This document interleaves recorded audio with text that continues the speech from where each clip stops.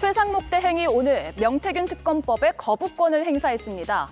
수사 대상과 범위가 너무나도 방대해서 위헌이라는 겁니다.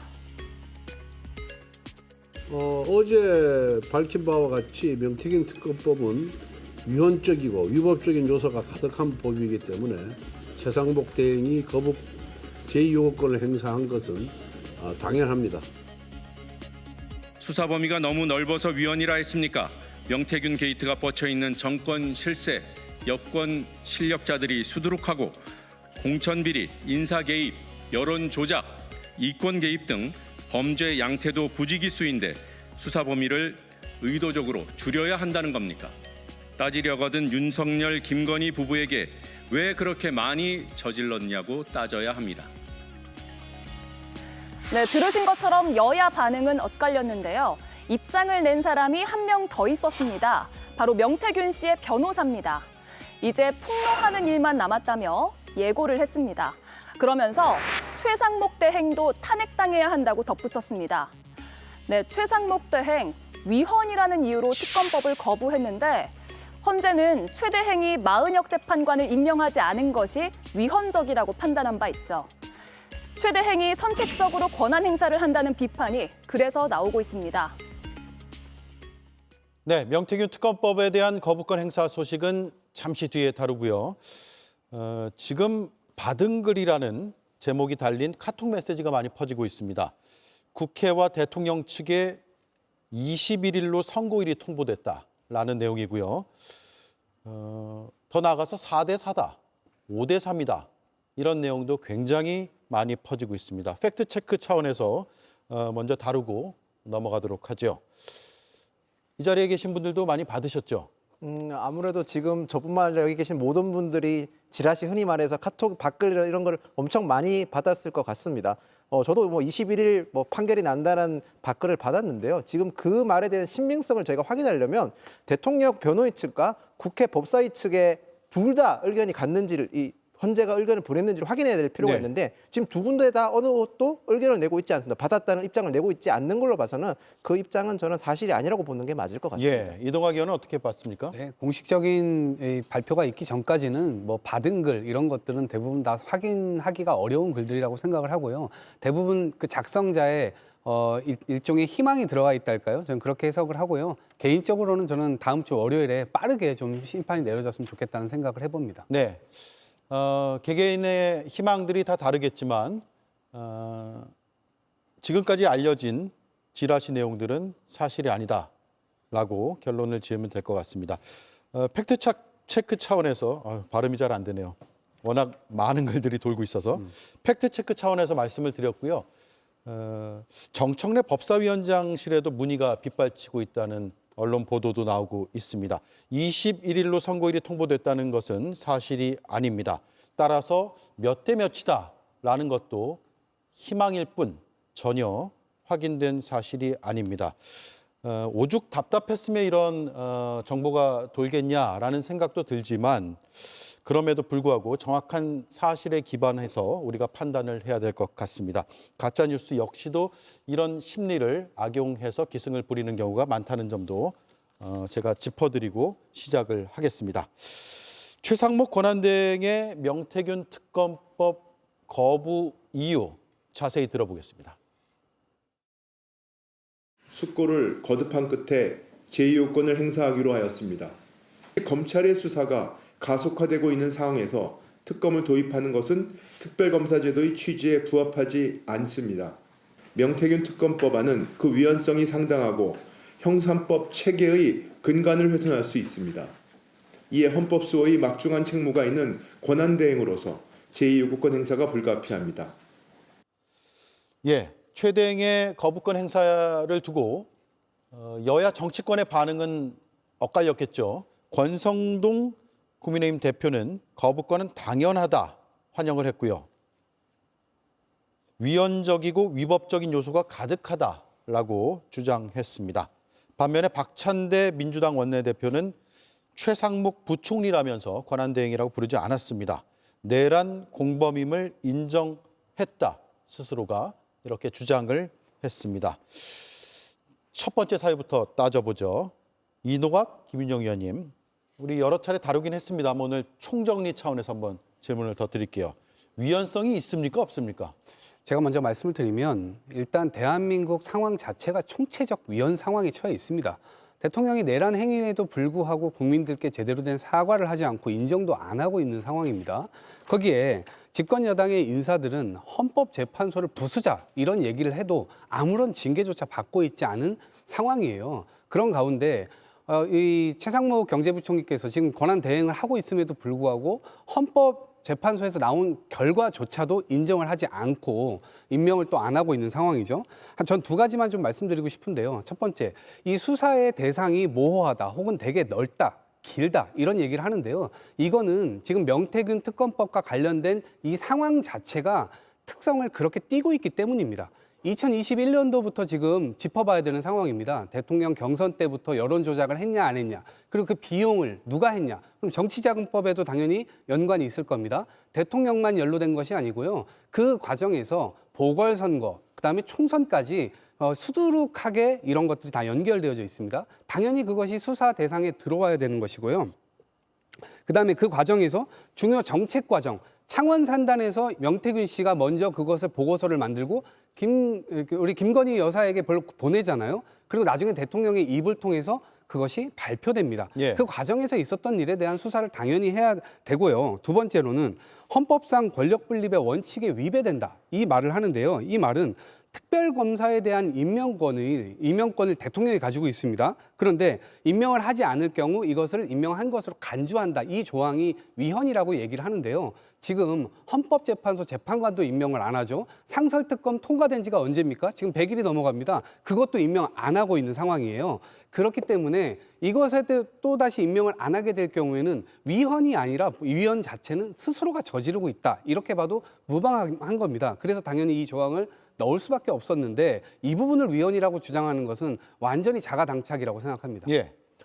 일단 말씀하신 대로 수사기관의 지금 명확성에 대해서 좀 먼저 말씀을 드리고 싶습니다. 수사기간이 길다는 점에 대해서 수사기관이 아니라 수사할 수 있는 범위가 넓은 점에서는 민주당이 문구에 보면 기타 선거라는 점을 분명히 넣었습니다. 명태균 씨 사건뿐만 아니라 여차하면 국민의힘 이때까지 치렀던 모든 선거에 다 수사할 수 있는 문항이 있습니다. 그렇기 때문에 국민의 입장에서는 충분히 위헌성이 있다는 걸 말씀드리고 싶고요. 그리고 이 부분에서 저는 어쩌면 제일 첨예하게 대립하고 있는 것 같습니다. 수사가 미진하거나 공정하지 못하기 때문에 특검이 도입해야 되지 않습니까? 그게 보충성과 저희가 흔히 말하는 예외적으로 도입됐다는 건데 수사가 미진하다고 저희는 보지 않습니다. 이 사건 자체를 자세히 봐야 되는 게 처음에 들어왔었을 때는 정치자금법으로 수사가 시작되었고 그 수사 이후에 파생되는 사건에 따라서 드러나는 사건에 따라서 검찰이 정상적으로 수사를 진행해왔기 때문에 그런 겁니다. 저희가 흔히 지금 명태균 씨의 황금폰이 지금 마치 아주 오래전부터 공개돼서 검찰에 넘어가서 검찰이 수사했는 것처럼 생각을 하는데 명태균 씨는 저희가 이 방송에서 여러 번 다뤘지 않습니까? 황금폰에 대해서 존재에 대해서 끊임없이 거짓말하고 검찰 수사에 혼선을 줬었습니다. 수사에 적극적으로 협조하지 않았고요. 검찰이 이제서야 황금폰을 받아서 포렌식을 맞춰서 지금 드러나는 사건들이 있지 않습니까? 거기다가 창원지원 같은 경우는 국민의힘 당사를 압수수색을 했었습니다. 예. 그러면서 국민의힘 대비 자료 같은 게 지금 언론에 몇 번 노출됐거든요. 그 자료는 아무리 봐도 출처가 검찰이 압수수색을 통해서 거기서 나갔다고 볼 수밖에 없는 상황이거든요. 수사가 미진했다고 저는 절대로 동의할 수 없는 상황입니다. 거기다가 뿐만 아니라 이미 검찰이 수사해서 공소 유지하고 있는 사건에 대해서도 예외적으로 특검이 인정하게 해준 사례도 있거든요. 이런 경우 같은 경우는 지금까지 특검이 통과된 14건 중에서 이런 사례는 없었습니다. 그렇기 때문에 국민의힘 입장에서는 이 특검 자체가 위헌적 요소가 많다고 해서 거부권을 요구한 거고 최상목 대행에 대해서 거부권을 행사한 것에 대해서는 저는 적법하다고 보고 있습니다. 예. 자, 여전히 팽팽하네요. 두 번째 사유는 형사법의 체계 근간을 훼손할 수 있다라는 건데 한가선 김성열 위원께 들을게요. 네. 최상목 권한대행이 오늘 명태균 특검법에 대해서 거부권을 행사하면서 이런 표현을 썼습니다. 수사 과정에서 인지된 사건 전부를 제한 없이 수사할 수 있어서 우려가 된다라고 표현을 했는데요.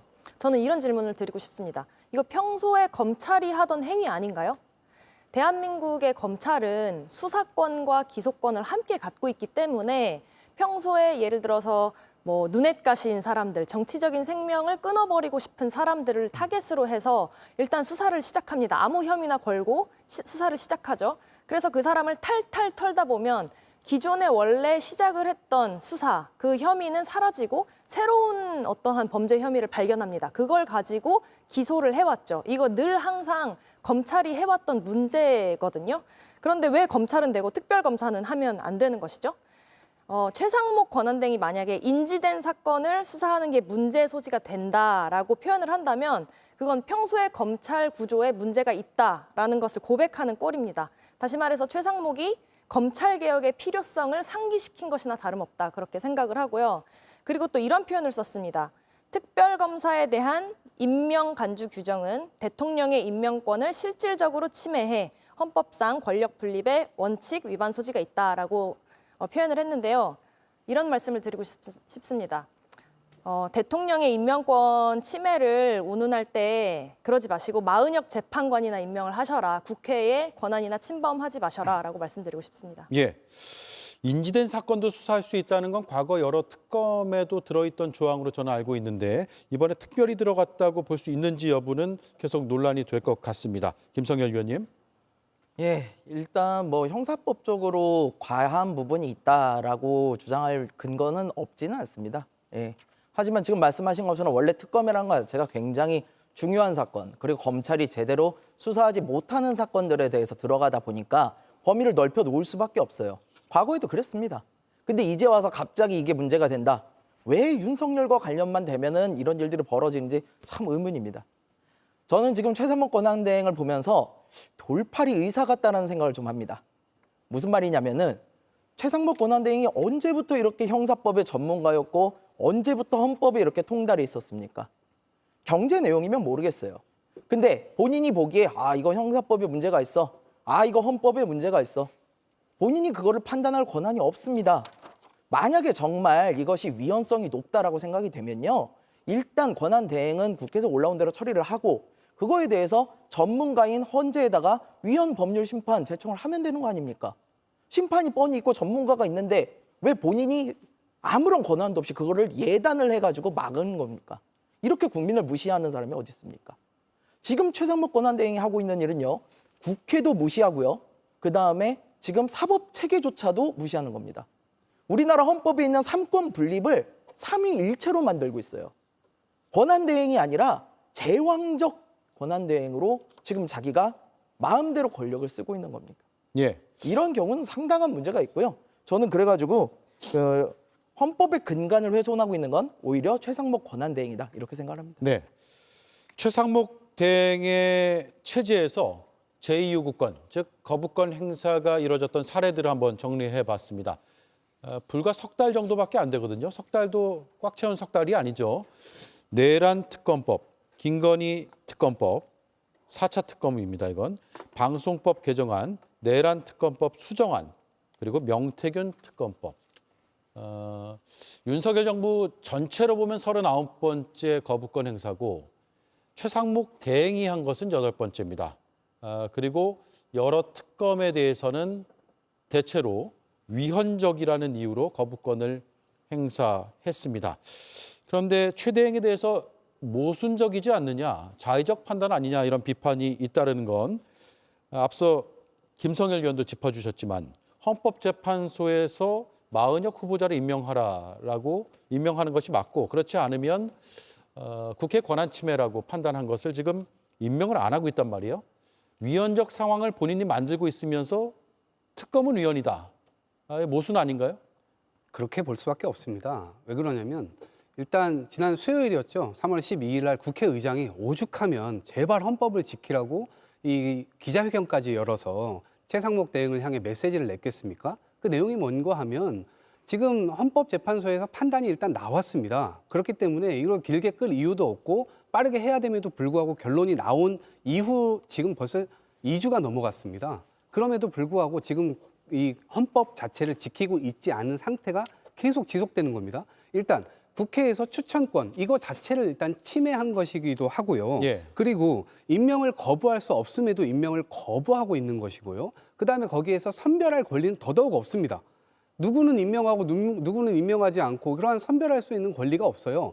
설령 있다 손 치더라도 도대체 무엇을 근거로 그렇게 판단을 했는지에 대해서 설명이 안 됩니다. 본인 스스로도 못하고 있어요. 그렇기 때문에 저는 이 지점에서 이 정당성 이런 것들을 완전히 지금 형해화시키고 있다라고 보고요. 그걸로 인해서 사실상 대외 신인도, 왜냐하면 대통령 권한대행이 대통령이라고 할 수 있지 않습니까? 그럼 대통령이 헌법 수호의 의무를 지는데 헌법 수호의 의무를 다하지 않고 있기 때문에 대외 신인도에 당연히 문제가 생기고요. 그리고 사회 통합에도 굉장히 저해가 됩니다. 이걸 빠르게 임명해주고 헌법을 수호하는 메시지를 계속해서 내줘야 함에도 불구하고 최상목 대행은 제가 볼 땐 대통령실 그리고 국무위원들 그리고 집권 여당의 지도부로부터 사실상 섭정을 당하고 있는, 자기 마음대로 뭔가를 할 수 없는 그 모습을 국민들 앞에 그대로 보여주고 있기 때문에 국민들이 최상목 대행이 저런 메시지를 낼 때 아 그렇지라고 도대체 누가 수긍하겠습니까? 대단히 잘못된 현실입니다. 나중에 엄청난 후과를 본인 스스로가 책임을 지셔야 된다고 봅니다. 예, 김윤영 의원 생각은요? 일단 헌법재판소에서 마은혁 재판관에 대한 임명권 관련해서 판결의 결과, 심판의 결과를 자세히 보면 헌법기관의 구성권을 침해한 것에서는 인정을 했지만 헌법 임명을 통한 지휘부요, 즉 권한의 지휘부에 대한 권한에 대해서는 대상이 각하를 시켰습니다. 그러니까 헌법재판관의 재판소에서 그 다툴 사안이 아니라고 분명히 얘기를 했었습니다. 그렇기 때문에 최상목 권한대행 입장에서는 어쨌든 지금 말씀하신 지적하신 대로 위헌적 요소 있는 상태가 지속되는 건 맞습니다만 임명 시기에 대해서 명확하게 규정이 없기 때문에 지금 이렇게 버티고 있다고 저는 보고 있거든요. 그런데 한편으로 더 나아가서는 지금 어찌 보면 지금 최상목 권한대행에 대해서 아까 섭정이라고 말씀을 하셨는데 최상목 권한대행은 그만큼 정당성이 떨어지는 권력은 맞지 않습니까? 지금 현재 국가에서 선출된 권력이라고 할 수 있는 거는 결국 여야지 않습니까? 국회에서 국회가 합의를 해서 최상목 권한대행에게 최소한의 법안이라든지 어떤 권한을 넘겨줘야만 최상목 대행이 부담 없이 그 권한을 이행할 수 있는 상황이라고 저는 봅니다. 지금 민주당에서 너무 일방적으로, 민주당뿐만 아니라 야당 전체가 일방적으로 국회를 운영하고 있고 국민의힘과 어떤 협의나 합의를 하는 게 아니라 일방적으로 압박만 가하고 있기 때문에 이런 상태가 더 지속된다고 저는 보고 있습니다. 죄송하지만 국회가 무슨 권한을 어떻게 넘겨주죠? 본인이 권한 대행이면 대통령 권한을 쥐고 있는 겁니다. 헌법에 대한 의무, 이런 것들을 본인 스스로가 져야 돼요. 그럴 때 국민들 앞에 이것이 위헌이다라고 다른 생각을 내기했을 동의받을 수 있는 것이지, 본인이 헌법을 지키지 않는데 도대체 어떻게 그 말을 다 신뢰를 할 수 있겠습니까? 그리고 국회는요, 대통령 권한을 넘겨줄 수 있는 권한을 가지고 있지 않습니다. 입법권을 실현할 뿐이고요. 국회는 국회 일을 하는 것이고 대통령 권한대행은 대통령 권한대행의 일을 하면 되는 겁니다. 그것이 앞뒤가 안 맞기 때문에 지금 지적을 받고 있는 거예요. 근데 저는 생각이 좀 다른 게 지금 정당성을 자체가 부여된 지금 최상목 권한대행에 대해서는 대통령 권한대행 겸 국무총리 직무대행입니다. 그만큼 정당성을 더 결여시켰던 건 민주당입니다. 제가 하고 싶은 말씀은 지금 이 최상목 권한대행에 대해서 100% 옹호하자는 게 아니라 이런 자금의 비정상적인 상황을 만들어진 상황에서 어쨌든 사건을 수습하고 더 나은 결과를 만들어야 되는 게 정치권의 역할이라고 생각하는데 민주당이나 야당에서 보이는 행태가 과연 그게 100% 충족하는지에 대해서 저 의문점을 제기하는 겁니다. 예. 한덕수 총리가 혹여 복귀한다면 그때는 마은혁 후보자에 대한 임명을 할 가능성도 있다고 보세요? 저는 궁극적으로 마은혁 재판관 임명은 해야 된다고 생각을 합니다. 그런데 지금 하물며 최상목 권한대행보다는 오히려 한덕수 국무총리 대행이 복귀하셔서 임명하는 게 그나마 덜 정당성에 대해서 그런 의문 제기점이 적지 않을까 생각을 합니다. 예. 윤 대통령이 석방된 이후에 거부권 행사가 나왔거든요. 조사에 인과관계가 있는 것인지는 모르겠습니다만 대통령의 의중도 살폈다고 보세요? 그렇죠. 최상목 권한대행은 사실 한덕수 총리의 복귀 가능성을 언급하면서 어떤 특정 사안에 대해서 적극적인 행동을 하기를 좀 주저한 측면이 있는데 이렇게 윤석열이 석방되자마자 또 거부권을 행사한 것을 보면은 당연히 대통령의 의중이 담겼다고 보여집니다. 지금까지 드러난 어떤 정황을 살펴보면 사실 윤석열이 가장 두려워하는 것은 명태균이 갖고 있는 이 증거가 드러나는 것으로 보이거든요. 사실 국민들께서 가장 좀 의아해하는 것 중에 하나가 왜 비상계엄을 그때 선포했는지, 정말 아무 일 없던 어떤 평상시에 어느 평일 저녁에 비상계엄을 선포했잖아요. 그런데 왜 그렇게 했을까? 정말 실패하기 딱 좋은 날이었는데 이를 앞뒤의 맥락을 살펴보면 12월 2일에 명태균이 변호사를 통해서 이런 발언을 합니다. 나의 황금폰을 차라리 민주당에 넘겨버리겠다. 그리고 네. 나서 바로 다음 날인 12월 3일에 이런 비상계엄을 선포하거든요. 물론 김용현 전 국방부 장관에 대한 검찰 수사 보고서를 보면 이런 비상계엄을 오래전부터 한 3월부터 준비했다라는 게 드러나 있긴 하지만 왜 그날이었는지는 사실 저는 좀 급하게 했다라고 생각하거든요. 명태균의 이러한 발언이 결정적인 영향을 미쳤다. 그렇기 때문에 사실 본인은 아는 거죠. 이 명태균이 갖고 있는 증거가 드러나면 윤석열, 김건희 할 것 없이 국민의힘 정치인 다수가 정말 정치적인 생명이 끊길 만큼 위험한 증거다라는 것을 알고 있기 때문에 여당에서도 명태균 특검법이 이런 여당의 목숨줄을 노리는 자객 특검이다 이런 발언을 하고 있는 거고요. 당연히 윤석열과 한몸인 최상목 권한대행은 이런 거부권을 행사할 수밖에 없었다라고 생각합니다. 예. 어제 헌법재판소에서 나온 검사 3명에 대한 탄핵은 기각이 됐죠. 하지만 그 과정에서 헌재 설명들을 쭉 들어보면 김건희 여사에 대한 검찰 수사가 미흡했다라는 점을 지적하는 듯한 부분이 있습니다. 이게 특검의 필요성을 우회적으로 밝힌 것인가 아닌가에 대한 분석도 좀 필요할 것 같습니다. 일단 발언 들어보고 오겠습니다. 김건희의 문자나 메신저 내용, PC 기록 등을 확보할 필요가 있었음에도 불구하고 피청구인이 위와 같은 증거를 수집하기 위해 적절히 수사를 지휘 감독하였는지 다소 의문이 있습니다.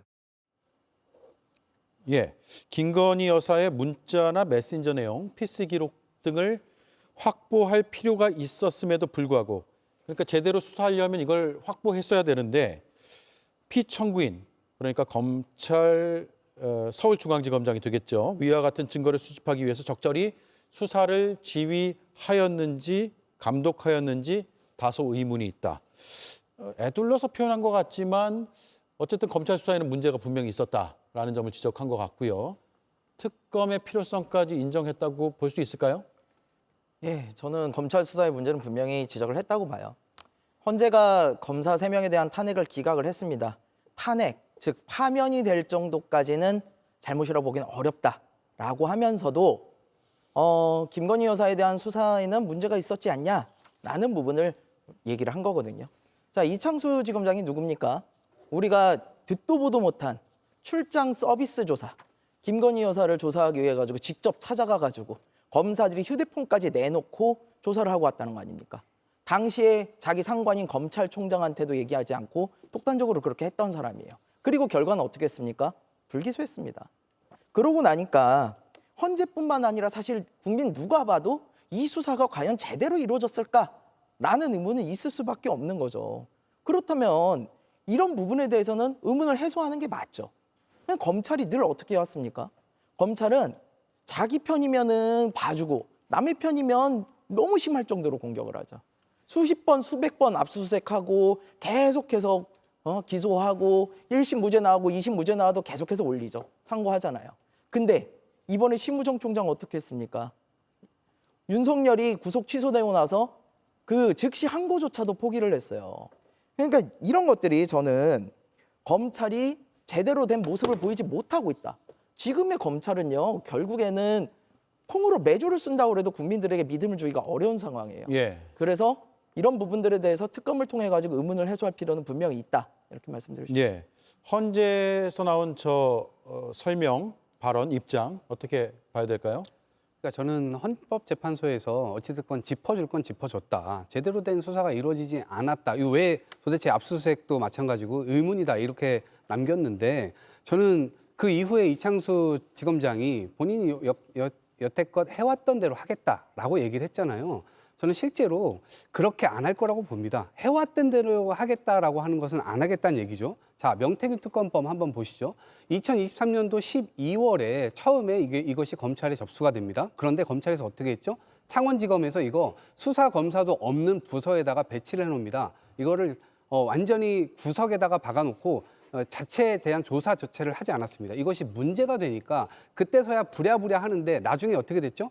김영선 씨와 이 명태균 씨 둘만의 정치자금법 문제로 완전히 협소하게 축소시켜버립니다. 그리고 나서 또 문제가 되니까 부랴부랴 하는 척했지만 결국 대검에서 11월 4일 날 이 민정수석이나 대통령실에 보고가 됐을 것으로 전 추정이 되는데 그 이후에 이 계엄 사태까지 오게 된 겁니다. 예. 그래서 김건희 여사 건과 관련돼서 이 명품백 관련된 것도 그렇고요. 그다음에 도이치모터스 건도 그렇고요. 다 무혐의 내줬잖아요. 이것도 결국에는 그 무혐의를 만들기 위해서 검찰이 지금까지 움직였었기 때문에 지금까지의 과정을 믿을 수가 없는 거예요. 해왔던 대로 하겠다라고 하는 것은 앞으로 하지 않겠다는 말과 똑같습니다. 예, 해왔던 대로 하겠다. 이 명태균 씨와 관련한 수사에 대한 기자들의 질문에 답변하는 과정에서 나온 것이거든요.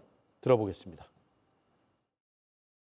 그건 이제 직무 정지됐을 때 그 중앙지검으로 이송이 되었다는 것을 언론 기사를 통해서 보았고요. 어떤 사건이든지 제가 그동안 했던 것처럼 수사팀하고 잘 협의해서 모든 최종 결정은 검사장이 제가 책임진다는 자세로 성실하게 필요한 일을 하도록 하겠습니다. 네, 저 발언 조금 더 분석해 보겠습니다. 어떤 사건이든지 제가 그동안 했던 것처럼 하겠다. 어떻게 해석합니까? 김성현 위원님? 글쎄요. 그동안 일을 잘 하셨었으면 저런 말이 굉장히 신뢰가 갈 텐데요. 지금 앞서 말씀 주신 것처럼 제대로 일을 해본 적이 없는 상황에서 앞으로 하던 대로 하겠다. 그렇다면은 저희는 검찰이 수사 의지를 갖고 있다라고 보기는 굉장히 어려운 부분이 있는 거죠. 예. 그래서 이런 부분들에 대해서는 그러니까 특검을 비롯해가지고 검찰 내부에서도 좀 개혁적인 이야기가 좀 나와야 되는데요. 사실 이번에 구속 취소건만 해도 검찰 내부망의 그 이프로스라고 그러죠. 거기서도 많은 불만들이 제기가 되고 있다는 거 아닙니까? 저렇게 지검장급들이 계속 수사 의지를 무마시키고 그렇게 하려는 것들에 대해서 이제는 검사 내부에서 평검사들도 좀 이야기를 해야 되는 시점이 아닌가. 그래서 제대로 된 수사를 좀 해야 되지 않나 생각이 됩니다. 예. 해왔던 대로 하겠다. 최상목 권한대행이 명태균 특검법 거부권 행사하면서 이렇게 얘기했거든요. 검찰의 명운을 걸어달라. 그 주문을 들어보고 이어가겠습니다. 검찰은 명태균 관련 수사 상황에 대한 적지 않은 국민들의 우려를 엄중하게 받아들여야 합니다. 이번 수사에 검찰의 명운을 걸고 어떠한 성역도 없이 관련 의혹들을 신속하고 공정하게 수사하여 실체적 진실을 명확히 밝혀주시기 바랍니다. 네. 명운을 걸고 다시 말해서 목숨 걸고 수사해라. 성역 없이 수사하라. 이런 주문인데 어제 이창수 지검장은 어떤 사건이든지 제가 그동안 했던 것처럼 수사팀하고 잘 협의해서 하겠다라고 이야기를 했습니다. 뭔가 앞뒤가 잘 맞아떨어지는 느낌은 안 들 수도 있을 것 같고요. 생각들이 다르실 것 같습니다. 먼저 김인영 의원님. 이창수 지검장의 저 발언은 저는 공직자로서 자신은 어떤 정치적 성향이나 정치적 이념에 따라서 또는 정치적 이해관계에 따라서 수사하지 않았다는 점을 강조했는 거라고 봅니다. 헌법재판소에서 탄핵이 기각됐는 것 자체만으로도 직무를 수행함으로써 문제가 없다는 걸 어느 정도 입증됐다고 저는 보고 있습니다. 그렇기 때문에 이창수 지검장 같은 경우는 저런 발언을 했다고 생각을 하고요. 최상목 대행의 발언 같은 경우는 저는 이렇게 해석했습니다. 최상목 권한대행 같은 경우는 현재 대통령 권한대행이지 않습니까? 지금 국민적 여론이 탄핵에 있어서 굉장히 예민한 상황이기 때문에 검찰이라 특히 지금 정치적 진영에 따라서 수사기관과 사법기관에 대한 불신이 굉장히 높습니다. 특히 어떤 진영에 속해 있느냐에 따라서 어떤 수사기관에 대해서는 불신도가 굉장히 높고 어떤 수사기관에서 조금 더 신뢰하는 그런 경향이 사실 있는 건 분명한 사실이지 않습니까? 거기다가 이런 상황이라면 사실 정치권에서 자신의 진영이나 어떤 지지자들을 향해서 어느 정도 좀 진정시키거나 어느 정도 안정을 시켜야 되는데 사실 저는 이 부분에 있어서는 여야 모두 다 비판할 부분이 있다고 생각을 합니다. 어찌 보면 자신의 지지층을 향해서 오히려 부추기는 면도 없지 않아 저는 있다고 보는데요. 그런 점까지 다 고려해서 최상목 대행은 권한대행으로서 큰 틀에서 얘기하셨다. 저는 이렇게 봤습니다. 큰 틀에서 이번 수사에 검찰의 명운을 걸어라. 그동안은 명운을 걸지 않고 수사했는가라는 생각도 들게 만드는 한마디였고요. 한가선 의원님. 아까 김인영 위원님께서는 이제 공직자로서 당연히 큰 틀에서 해야 할 말을 하신 거다라고 말씀을 하셨는데 공허한 말이라고 생각합니다. 왜냐하면 명운을 걸고 성역 없이 관련 의혹을 수사를 하는 거라면 특검이 해도 되는 일입니다. 어차피 성역 없이 수사를 할 거면 왜 특검은 안 되고 검찰이 해야만 하는 것인지 이해가 되지 않는데요. 최상목 권한대행은 알고 있는 것이겠죠. 만약에 진짜로 명태균 관련 사건 수사를 특검이 한다면 진짜 제대로 성역 없이 수사를 할 것이고, 만약에 검찰이 한다면 지금까지 그래왔던 것처럼 어떤 검찰의 고위직에 있는 사람들이 관련돼 있거나 아니면 이해관계 속에 있는 사람들은 봐주기식으로 아니면 꼬리 자르기식으로 수사를 할 것이라는 걸 알고 있기 때문이겠죠. 그렇기 때문에 특검이 하면 안 되고 검찰이 했으면 하는 마음을 드러낸 것인데요. 명운 걸고 성역 없이 수사하라는 말 자체, 검찰이 할 때 그렇게 한다는 것 자체가 거짓말이라고 생각합니다. 심우정 검찰총장이든 이창수 서울중앙지검장이든 윤석열 라인이라는 것을 모두가 아는데, 이런 윤석열이 해왔던, 김건희가 해왔던 공천 거래라든지 여론 조작, 선거판 조작, 정치자금법 위반, 이런 것에 대한 수사 지휘를 제대로 할 리가 없다고 생각하고요. 정말 이런 말을 믿을 사람은 아무도 없다고 생각합니다. 예, 이창수 서울중앙지검장 어떤 사건이든지 제가 그동안 했던 것처럼 하겠다. 그동안 했던 주요 사건들 한번 그래픽으로 정리해 보겠습니다. 명품백 수수 의혹 사건. 결과적으로는 다 무혐의 결론이 났습니다. 결과도 결과지만 명품백 수수 의혹 사건은 앞서 언급된 대로 수사 방식의 문제점이 많이 제기가 됐었거든요. 너무 특혜를 준 것 아니냐. 이건 상당한 비판을 받아왔고 지금도 그 비판은 해소되지 않고 있는 상황이고요. 도이치모터스 주가 조작 연루 사건도 다른 공범들과 비교했을 때 정말 철저히 수사가 된 것이냐에 대한 부분도 여전히 의문이 남아있는 부분입니다. 결과적으로 무혐의이지만 그 과정, 그러니까 그 결과에 도달하는 그 과정 자체에서는 많은 여론의 비판과 문제 제기를 들었던 사건입니다. 그래서 어떤 사건이든지 그동안 했던 것처럼 하겠다라는 이창수 지검장의 말을 제가 말꼬리를 잡는 게 아니라 계속 곱씹어 보게 된다라는 말씀을 드리는 건데, 의견을 조금 더 들어볼까요? 이동학 의원님. 제가 이제 자가당착이라고 했던 건 뭐냐면, 김건희 여사 도이치모터스 주가 조작 사건은 상당히 많은 사람들이 연루가 되어 있습니다. 거기에 김건희 여사의 통장이 직접적으로 활용이 됐고요. 그다음에 김건희 여사의 어머니와 함께 통정 매매한 정황 자체가 다 드러났지 않았습니까? 그리고 수익도요, 23억 원. 이거 검찰 본인들이 수사 보고서에 쓴 내용이에요. 김건희 여사 혼자만 19억. 그대로 써 있는 겁니다. 그런데 소환 조사를 안 했잖아요. 못한 게 아니에요. 못했다고 표현할 수도 있죠. 윤석열 대통령의 눈치를 받거나 아니면 윤석열 대통령을 뒤에서 쥐고 흔드는 김건희가 두려워서 그렇게 했을 겁니다. 국민들 눈에는 다 그렇게 보입니다. 그런데 앞으로 명태균 수사권 역시도 윤석열 대통령 뒤에서 공천 같은 거 다 좌지우지했고, 지금 이 여론조사를 했는데 그 여론조사가 여론 조작을 했다. 그리고 그 여론조사에 대한 대가도 제대로 치르지 않았는데, 이 대가를 창원산단이라든가 국가 정책에 녹여가지고 결국 대가를 그런 식으로 치른 거 아니냐. 이거는 너무나 큰 사건입니다.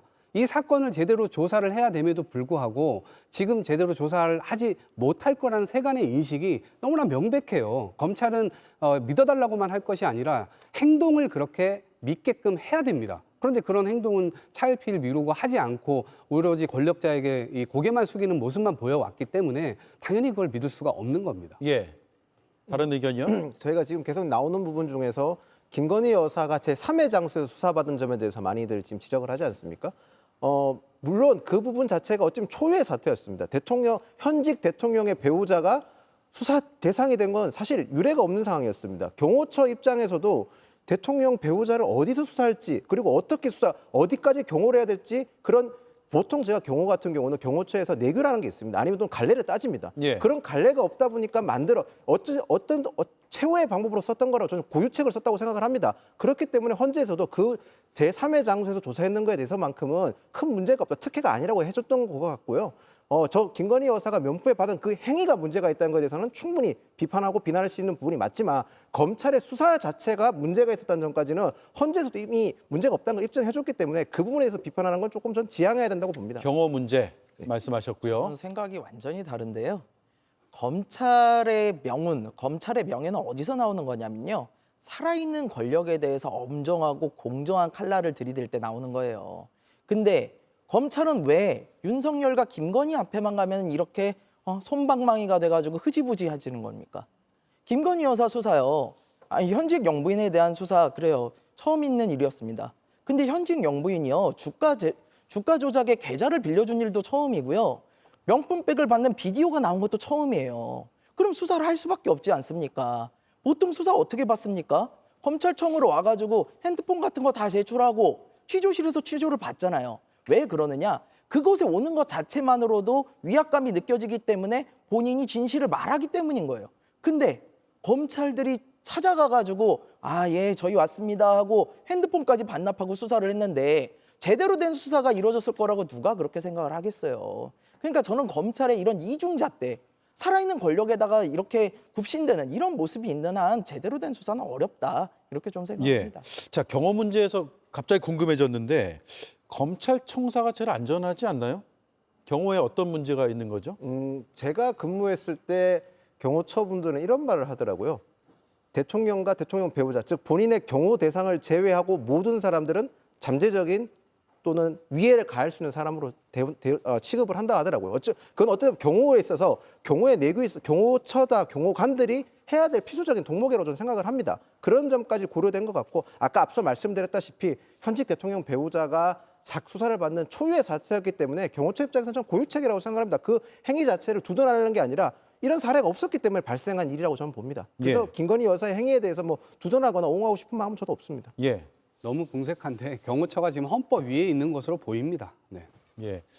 검찰청은 저도 몇 년 출입해봤는데 굉장히 안전한 장소고 검사들을 그러면 대면하지 말아야 된다라는 논리로 이어질 수도 있을 것 같아서 그 부분은 제가 질문을 드린 거고요. 그 기자들이 많죠, 출입 기자들이 대통령 부인의 소환 소식을 빨리 알 수 있기 때문에 그런 걸 피하기 위한 것 아닌가라는 생각도 저는 한번 해본 적은 있는데 경호 문제는 말씀하신 내용이 있으니까 그걸로 가름하고 넘어가도록 하죠. 검찰이 명운을 걸면 국민 신뢰를 얻을 수 있을 것이냐 이번 사건에서요. 왜냐하면 신뢰라는 게 하루아침에 만들어지는 건 아니잖아요. 그동안 해왔던 일들이 쭉 쌓여가면서 신뢰가 형성이 되는 건데 특히 최근에 대통령만을 위한 시간 계산법이 법원에서 한번 판단이 있었는데 즉시 항고를 하지 않음으로써 확정 지어주는 그 모습들에 대한 불만도 꽤 있는 것 같아요. 그래서 이번 사건 어떻게 수사하든지 검찰이 신뢰를 받기는 쉽지 않을 것이다라는 분석도 있습니다. 의견들을 듣겠습니다. 그러니까 체포적부심은 때에서 때고요. 구속적부심은 날입니다. 날에서 날입니다. 그래서 앞뒤를 계산한다 하더라도 뒤에 3일을 앞에 3일을 뒤에 3일을 더 붙여가지고 구속시키는 그 날수가 늘어나는 게 맞습니다. 그런데 이 판사가요. 이 부분을 시간으로 또 계산을 했고 심지어 본인이 참여해서 썼던 집필했던 그 책에도 내용이 그렇게 되어 있습니다. 그런데 자기 부정한 판단을 했습니다. 그런데 그 부분이 결국 검찰 입장에서도 기존에 해왔던 대로 한 게 아니라 검찰 입장에서도 이것은 당연히 반발을 해야 되는 그런 상황임에도 불구하고 반발을 안 했거든요. 그러면 이거는 원포인트 원포인트 전 탈옥이라고 얘기를 하고 싶은데 너무나 좀 심각한 상황이라고 보고요. 이 상황이 왜 벌어졌느냐? 심우정 검찰총장 이 부분이 제가 볼 때는 심우정 검찰총장 전에 이원석 검찰총장 있었잖아요. 이분이 김건희 여사 수사하다가 수사팀 꾸리고 제대로 해라라고 했는데 일주일 만에 검찰총장도 모르는 인사가 차라락 펼쳐집니다. 그렇기 때문에 그 이후에 펼쳐진 모습 우리가 보지 않았습니까? 지금까지 얘기했던 대로 검찰들이 직접 나가가지고 이 핸드폰 빼앗기고 그런 조사를 하나만한 조사들을 해갖고 오고요. 이런 상황을 보다 보니까 나도 자칫 잘못하면 윤석열 대통령의 눈밖에 나면 나도 허수아비 검찰총장으로 역사에 기록되겠구나. 이게 이제 위험하다고 생각을 한 거예요. 본인 스스로는. 그래서 국민들을 쳐다보고 수사를 하는 것이 아니라 대통령 눈치에 아주 살아있는 권력에 무릎을 꿇고 완전히 검찰들이 이렇게 마음을 먹었구나라고 생각할 수밖에 없죠. 그러니까 당연히 검찰에 대한 신뢰는 낮아질 수밖에 없다 이렇게 봅니다. 다른 의견 있으신 분? 검찰이 신뢰받는 조직이었던가 저도 방금 말씀하는 동안 생각을 해봤는데요.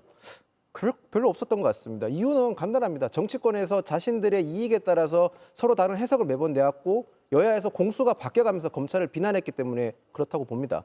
일선에서 묵묵하게 자신의 역할을 다하고 있는 검사들도 분명히 많다고 저는 생각을 합니다. 그런 검사들이 있었기 때문에 어찌 보면 우리나라가 아직까지 수사나 제대로 된 수사가 있었고 나라 사법 시스템의 근간이 유지되고 있다고 저는 봅니다. 지나치게 정치권에서 비판이나 비난만 했던 거 아닌가, 정치권에서 스스로 반성할 필요가 저는 있다고 봅니다. 예. 저도 이 부분에 대해서 어느 정도 동의하는 부분은 있어요. 그러니까 검찰을 내 편이냐 남의 편이냐에 따라 가지고 서로 다르게 바라보고 비판하는 건 맞는데요. 이번 정부, 검찰총장 출신 대통령이 있었던 이번 정부만큼 검찰이 노골적으로 권력자 봐주기를 한 적이 없어요. 이렇게까지 한 적이 없다는 거죠. 지금 즉시항고 부분만 해도 그렇습니다. 예, 계산 잘못했다 할 수 있어요. 물론 그렇게 해서는 안 됐지만 계산을 잘못했을 수도 있어요. 그래가지고 법원이 판단이 그렇게 났으면요, 즉시항고를 해야죠. 검찰은 위헌이라서 즉시항고 안 했다 했지만요, 사실 2022년에요 똑같은 상황으로 구속 취소가 된 다른 피의자한테는요 즉시항고를 해가지고요 다시 구속이 된 사례가 있어요. 왜 윤석열한테만 이거를 위헌이라고 안 하는 겁니까? 축구로 따지면요, 우리 편이 골을 먹었는데 감독이 가가지고 야 이거 골 아니야 라고 하면서도 비디오 확인을 안 하는 거예요. 이러면 최선을 다 안 하는 거잖아요. 검찰이 국민을 위해서 최선을 다해야 되는 거 아닙니까? 예. 저는 문제가 있다고 봅니다. 신뢰라는 것은 말로 쌓는 게 아니잖아요. 행동으로 꾸준히 축적해서 보여줘야지만 쌓는 게 신뢰이고, 반대로 불신 같은 경우에는 하나만 잘못해도 불신을 얻기가 쉬운데, 그렇기 때문에 검찰은 지금까지 스스로 개혁되어야만 할 명분을 끊임없이 제공하고 있었다라고 생각을 하고요. 예. 정말로 성역 없는 수사를 제대로 하는 모습을 꾸준히 보여줘야지만 이런 불신을 다시 회복할 수 있다라고 생각합니다. 예. 탄핵 심판을 받을 예정인 박성재 법무부 장관이 장관 취임사 때 그런 얘기를 했었거든요. 수사를 어떻게 하느냐도 중요하지만 어떤 방식으로 수사하는 건지 바깥에 보여지는 것도 중요하다라는 말을 했습니다. 그런데 그 뒤에 여러 일들이 있었죠. 말씀드린 대로 도이치모터스 주가 조작 연루 사건, 명품백 수수 의혹 사건 등등해서 그런 바깥에서의 시선이 곱지 않은 걸 넘어서 너무 봐주는 거 아니냐라는 생각이 드는 쪽으로 간다는 것은 어찌됐든 문제가 있다라고 판단할 수밖에 없는 것 같습니다. 즉시항고 포기에 대한 설명을 좀 더 해주실 분 있으면 말씀해 주시고요. 없습니까? 예. 자, 심우정 검찰총장이 직권남용 혐의로 고발이 됐잖아요. 민주당이 고발했죠. 네. 어떻게 될 것 같습니까? 저는 지금은 해결하기 굉장히 어렵다고 봅니다. 결국엔 이것이 민심에 좀 반영이 되고, 심우정 검찰총장의 경우도 결국 이 부분에 대해서 본인이 본인을 지금 속이고 있는 겁니다. 그리고 전 국민을 지금 속이려고 하는데 사실상 그것이 저는 실패할 것이라고 봅니다. 왜 그러냐면 이 과정에서 논리가 앞뒤가 지금 너무나 안 맞아요.